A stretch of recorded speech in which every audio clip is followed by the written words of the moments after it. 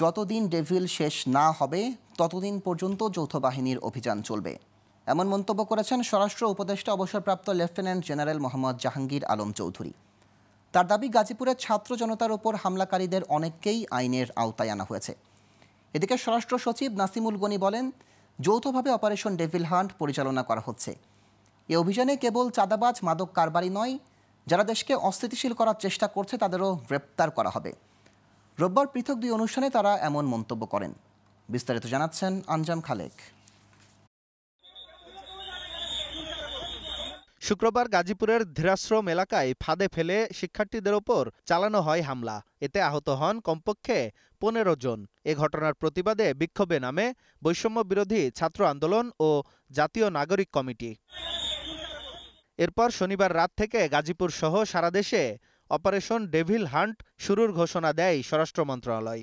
এখন পর্যন্ত এই অভিযানে শুধু গাজীপুরেই 100-র ওপর আওয়ামী লীগ নেতাকর্মীকে গ্রেফতার করা হয়েছে। এছাড়া সারা দেশে গ্রেফতার হয়েছে আরও কয়েকশো। এরই মধ্যে আইনশৃঙ্খলা পরিস্থিতির বিষয়ে পুলিশ সুপারদের নিয়ে ভার্চুয়াল বৈঠক করেন স্বরাষ্ট্র উপদেষ্টা ও স্বরাষ্ট্র সচিব। বৈঠক শেষে স্বরাষ্ট্র সচিব বলেন, পুলিশ নৈতিকভাবে ভেঙে পড়েছে। দেশের স্থিতিশীল অবস্থাকে অস্থিতিশীল করার চেষ্টা করছে কিছু মানুষ। এদের বিরুদ্ধে যৌথ অভিযান শুরু হয়েছে।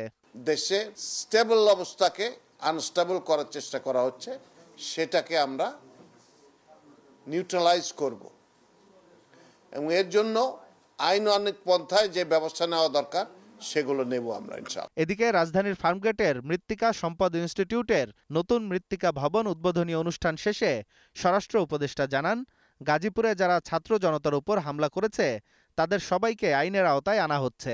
ডেভিল যতদিন পর্যন্ত শেষ না হবে ততদিন পর্যন্ত অপারেশন চলবে। যারা আইন অমান্য করে, দুষ্কৃতিকারী এবং সন্ত্রাসী, তারা এইটার টার্গেট। এছাড়া শনিবার রাত থেকে বিভিন্ন অভিযোগে পুলিশের এক ডিআইজি সহ ঊর্ধ্বতন 6 কর্মকর্তাকে গ্রেফতার করা হয়েছে বলেও জানান উপদেষ্টা।